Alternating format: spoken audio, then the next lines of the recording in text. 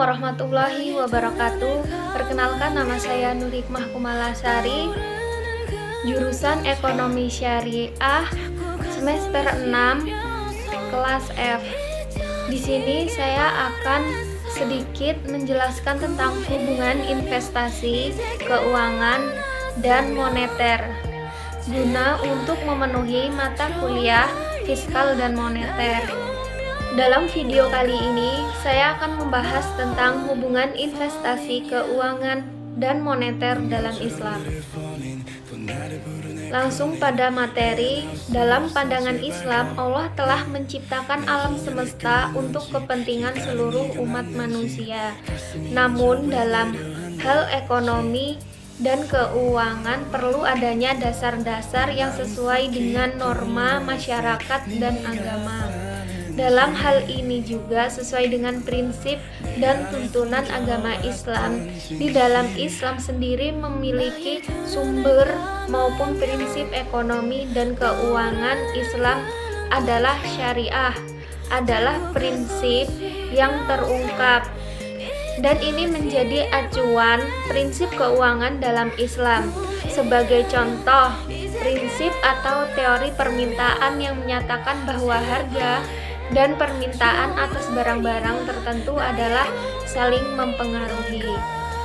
Lalu permintaan agregat merupakan variabel penting dalam upaya untuk mendorong pertumbuhan ekonomi yang berkelanjutan, karena dengan adanya peningkatan permintaan agregat itu akan mendorong produsen untuk meningkatkan produksinya.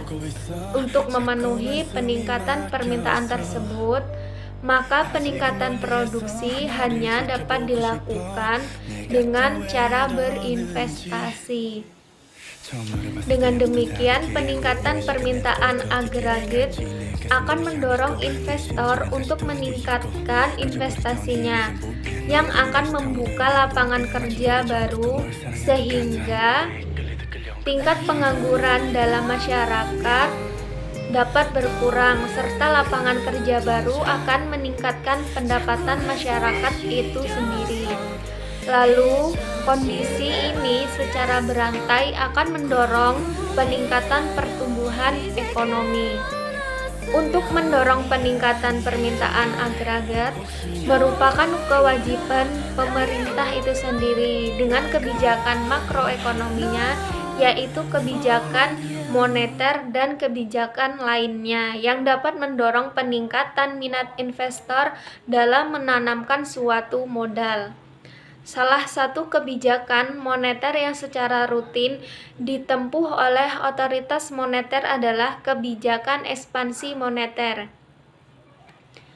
yaitu dengan menambah jumlah uang yang beredar melalui peningkatan jumlah uang kartal yang diedarkan.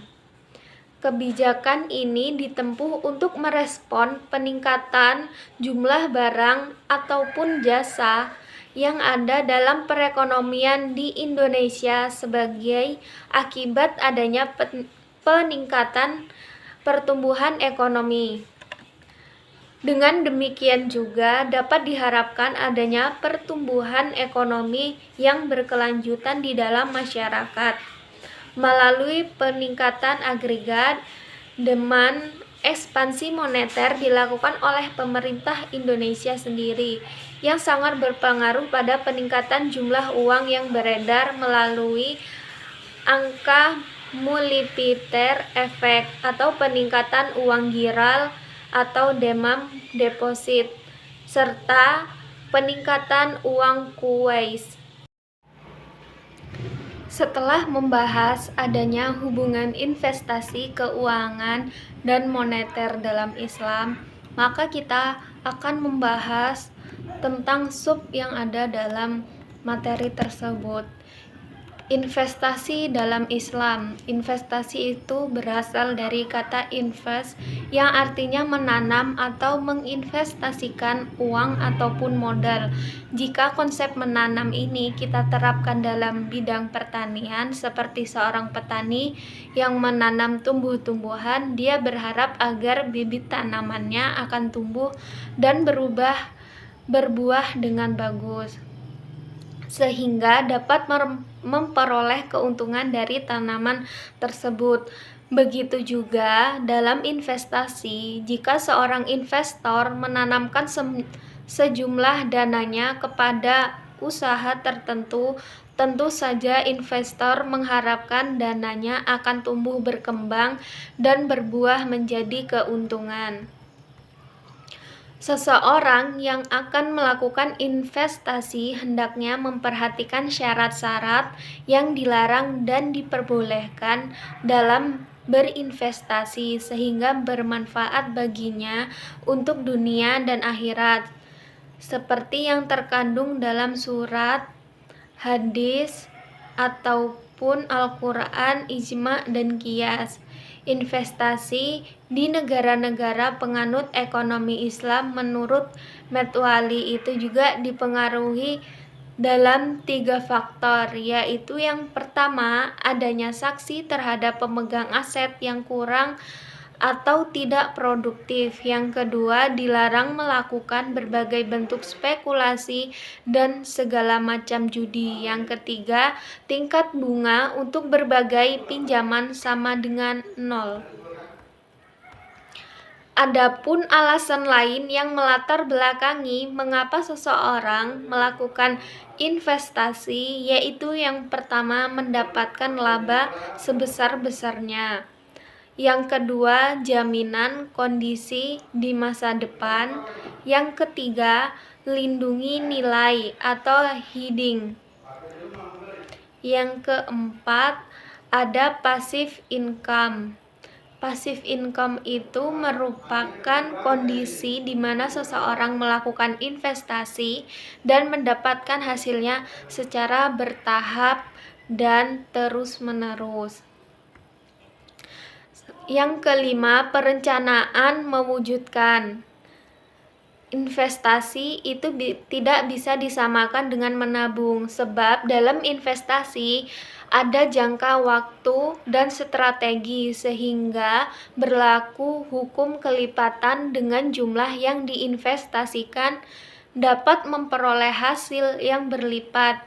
Biasanya kelipatan tersebut telah diukur dalam rentang waktunya, sedangkan menabung tidak dibutuhkan strategi dan jangka waktu tertentu.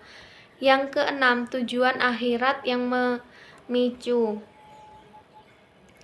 Nah, selanjutnya itu kita akan membahas tentang keuangan dalam Islam.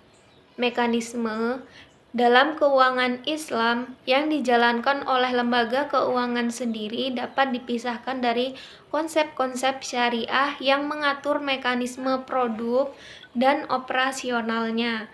Konsep keuangan dalam Islam sendiri antara lain ada konsep jual beli atau al-bai. Yang kedua ada konsep syirkah atau perseroan. Yang ketiga ada konsep mudorobah atau kirait, yaitu bagi hasil. Yang keempat ada konsep ariyah, yaitu merupakan suatu pinjaman.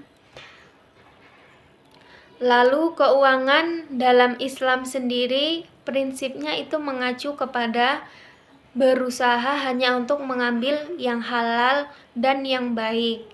Berusaha dan yang halal itu cara perolehannya melalui perniagaan yang berlaku secara rela sama rela. Serta halal cara perolehan itu sendiri berlaku adil dan menghindari keraguan. Lalu halal cara penggunaannya saling tolong-menolong dan menghindari yang berlebihan. Selanjutnya itu moneter dalam Islam. Kebijakan moneter adalah kebijakan pemerintah yang untuk memperbaiki keadaan perekonomian melalui peraturan jumlah uang yang beredar untuk mengatasi krisis ekonomi yang hingga kini masih terus berlangsung. Di samping itu, harus menata sektor real. Yang tidak kalah penting adalah meluruskan kembali sejumlah kekeliruan pandangan di seputar masalah uang. Bila dicermati, krisis ekonomi sendiri yang melanda Indonesia juga belahan dunia sesungguhnya dipicu oleh dua sebab yang semuanya terkait dengan uang.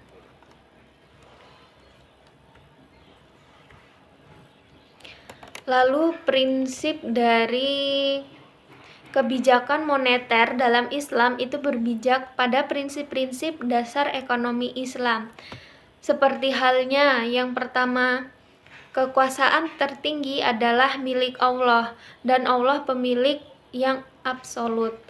Yang kedua, manusia merupakan pemimpin ataupun khalifah di bumi ini, tapi bukan pemilik yang sebenarnya. Yang ketiga, semua yang dimiliki dan didapat oleh manusia adalah karena seizin Allah, dan oleh karena itu saudara yang kurang beruntung memiliki hak atas sebagai kekayaan yang dimiliki saudaranya yang lebih beruntung. Yang keempat, kekayaan tidak boleh ditumpuk oleh atau ditimbun. Kekayaan itu harus diputar, menghilangkan jurang perbedaan antara individu dalam perekonomian, juga dapat menghapus konflik antar golongan. Dalam kebijakan moneter sendiri itu dilakukan untuk mengontrol penawaran dan permintaan uang yang beredar di dalam masyarakat. Persediaan uang yang ada, stabil nilai mata uang, dan arah kemana uang akan dialokasikan dengan menggunakan alat-alat atau piranti moneter yang tepat supaya dapat dicapai tujuan dari kebijakan moneter itu sendiri. Mungkin itu saja yang dapat saya sampaikan. Apabila ada kesalahan kata ataupun kalimat, saya mohon maaf. Sekian dari saya.